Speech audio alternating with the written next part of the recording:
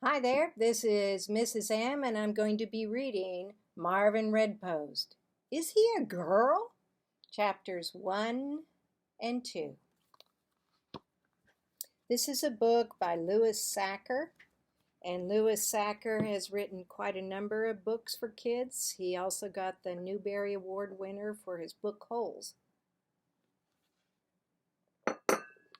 And these are one of my favorites. Chapter 1.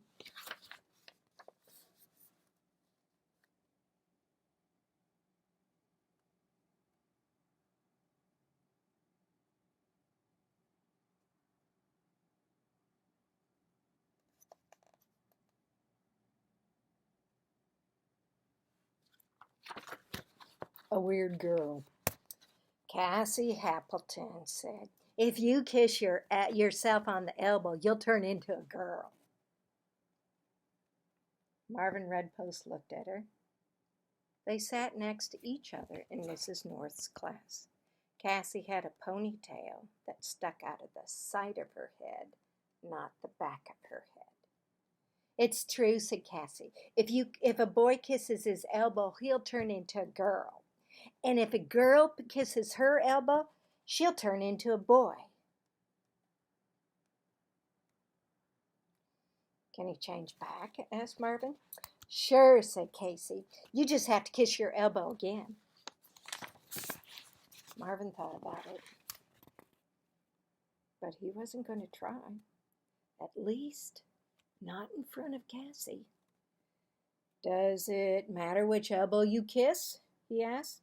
"Either one," said Cassie, "but it has to be on the outside, the hard where it's hard, not on the soft inside." "Have you ever kissed your elbow?" Marvin asked. "No," she explained. "What do you think I am, some kind of weirdo?" Marvin shrugged. He did think Cassie Hampleton was a weirdo. "Who's jabbering?" said Mrs. North. "Marvin and Cassie?" Marvin turned red. Everyone was looking at him and Cassie. He hoped no one thought he liked her. He folded his arms on his desk and laid his head on top of them. He looked at his elbow. First of all, he didn't believe he'd really turn into a girl. Second of all, he didn't know if his mouth would even reach his elbow. He slowly moved his mouth toward his elbow. He wasn't going to kiss it. He just wanted to see if his mouth would reach. It didn't. He tried a different way. He sat up straight, and then he reached behind his back as if to scratch his back, and he stretched out his lips. "Oh my gosh," said Cassie. She bit her finger. "What?" Marvin demanded. "I saw you. You were trying to kiss your elbow." "I was not," said Marvin. "I was scratching my back." "You want to be a girl," said Cassie. "I had an itch," said Marvin. "You're so weird," said Cassidy. You're the one who's weird," Marvin said. "You think everyone who scratches his back is just trying to kiss their elbow." "Not everyone," she said. "Just you." "Marvin, Cassie," said Mrs. North, "do I have to separate the two of you?" "Ooh, Marvin and Cassie," said Judy. The other kids laughed. Marvin buried his head under his arms. "She's the one who's weird," he thought. "I would never try and turn into a girl right in the middle of class. I wouldn't change into a girl anyhow. But if I did, I wouldn't do it at school." "Cassie," Melanie said, loud enough for Marvin to hear, I think Marvin likes you. Cassie looked at Marvin. Oh my gosh! And she bit her finger. And that sideways ponytail was that was another reason Marvin thought Cassie was weird. She always said, "Oh my gosh," and bit her finger. And that sideways ponytail of hers was weird too. The bell rang, and he went outside for recess. "What are you and Cassie talking about?" Stuart asked. Stuart Albright was Marvin's best friend. "Nothing," said Marvin. "She's so weird." "You don't like her?" asked Nick. Nick Truckle was Marvin's other best friend. "No way," said Marvin. "You want to hear what she said?" "It was weird," said Marvin. She said... He stopped. "She said she talks to dogs and cats." Nick and Stuart laughed. "How weird," said Stuart. "She's so weird," said Nick. They got in line to play wall ball. Marvin didn't know why he had lied to his two best friends. Chapter 2, Bugged. Marvin Redpost lived in a 2-story gray house, and there was a fence around the house, and the fence was all white, except for one red post next to the gate. He stood outside the front door, and he tried kissing his elbow again. "What are you doing, Marv?" asked Jacob, coming home behind him. Jacob was Marvin's best friend. Jacob was Marvin's older brother. Marvin froze. I'm practicing karate." "Cool," said Jacob. They walked inside together. Marvin admired his older brother. Jacob was cool.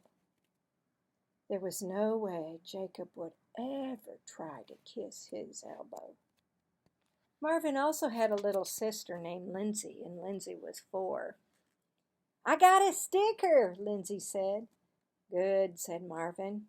He set down his books on the kitchen counter. "You can't have it," said Lindsay. "I don't want it," Marvin assured her. "I'm telling," Lindsay snapped. "What?" asked Marvin. "Mommy!" Lindsay shouted. Their mother came into the kitchen. "Marvin said he didn't like my sticker," said Lindsay. "He said it was a stupid sticker." "I never said that," said Marvin. "Lindsay earned that sticker in gymnastics," Mrs. Redpost said proudly. "That's good, Lindsay," said Marvin. "Watch," said Lindsay.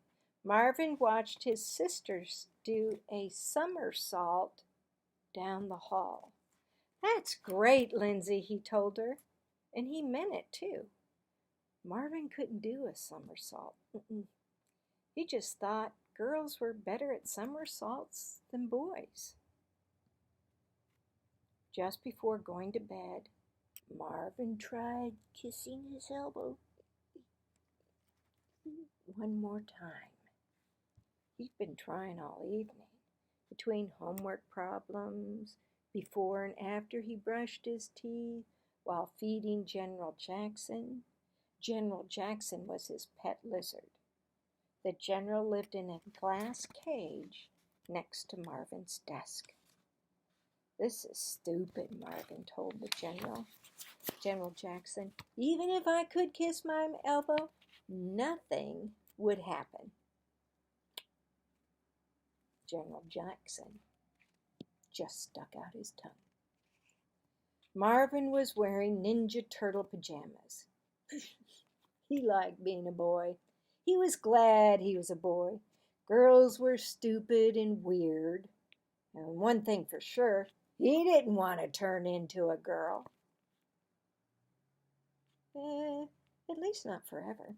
Maybe it'd be okay for a few minutes, just to see what it's like.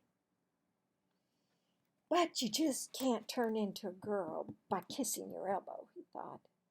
That was stupid. Cassie Happleton was stupid. Why would anyone want to turn into a girl if girls were always saying such stupid things?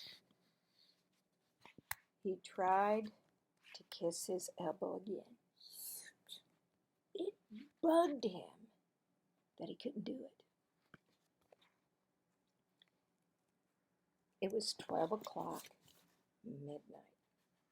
Marvin lay asleep, all twisted and tangled in his sheets, and he was hugging his pillow. A full moon shone out the window. He rolled over, and then he flopped back on the other way. As he rolled over and flopped around in his bed, he got more and more tangled up by his sheets. Then, still hugging his pillow, he rolled right off the bed. But he never hit the floor. He was so tangled up that his sheets held him. "Ah, what?" he said. He found himself hanging upside down, all wrapped up like a mummy. He tried to get back onto the bed. He pulled the sheet. Suddenly his elbow was jerked almost to his mouth. Then it bounced back. He tugged the sheet again. Again, his elbow got jerked to his mouth.